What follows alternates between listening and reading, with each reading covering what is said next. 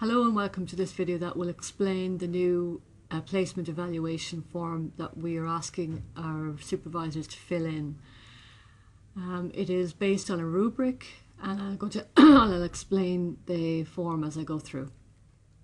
So on the first page we have the student's name, the name of the agency, the address, telephone, email, the agency supervisor yourself, the AIT supervisor, that would be the tutor that would come to visit the student, so just to name whoever that was.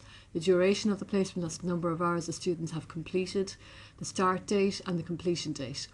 The summary of the students' learning objectives is their learning objectives that they would have revised and looked at with you. AIT students are not permitted to be in paid employment within the organisation while on placement. So in this section we were asking for you to add the student's name here, and the statement goes: the student, their name, is not currently employed in a paid capacity in any part of the organisation, so name the organisation here, while undertaking the AIT placement module. Okay, so how to fill in this rubric form. So the rubric is a scoring sheet for evaluating student performance on placement. The rubric is designed to help and guide you and the student towards progressing learning and determining performance. The rubric is based on the core competencies expected from the student. It can also be used as feedback to identify specific areas for improvement on their progress during placement. The scoring criteria has three categories: has not met expectations, fail; met expectations, pass; and exceeds expectations, pass.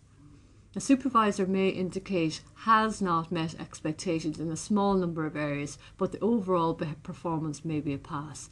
As a supervisor, your overall evaluation will determine the final mark, whether that's a pass or a fail. If you are printing the form, you can circle the appropriate category, see below, or if you are sending the form electronically via email, you can highlight the appropriate category, see below. Okay, the summary box is at the end of this form, and it really is just to give us an indication of their overall competencies in each of the areas that are outlined in the rubric. So you could put an X in those. So this is the rubric, so you can highlight or circle as appropriate. So each of the competencies is outlined in the rubric format, with under each heading it has not met expectations, met expectations, and exceeds expectations. So you highlight or outline each of any of those areas that you feel that the student is falling into. So we have the learning contract, the communication, professionalism,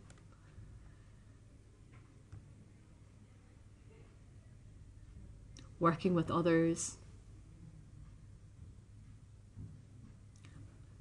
observation and reflection, supervision, creativity and problem solving, motivation, personal organisation, integration theory to practice. Okay. So you may wish to add further details in the box here at the end. So this is the area where you can add in a X to indicate that they have met the expectation in the area of the competency. So one of the advantages of a rubric is it becomes very clear to you and the student where the areas of success and strength are, but also where the areas for improvement need to happen. And this can be done in conjunction with the supervision offered to the student as you go along, and also discussed with them at the end. So we would like for the student to have this feedback, so we would like you to be able to tick yes or no in that box. So has the student received a copy of this evaluation report? So ideally the student will have a copy of this report. The overall assessment results. This is where you mark either pass or fail. So you can either indicate it with an X or a correct. This is where you sign, and this confirms that you, the supervisor, has completed this evaluation form and not the student. It's very important that you do sign the form yourself. If there are any queries, we have Anne Burt, who is available to via email or on a phone, and the form can be returned to Anne directly, or you can give it to the student to bring back to us. Thanks.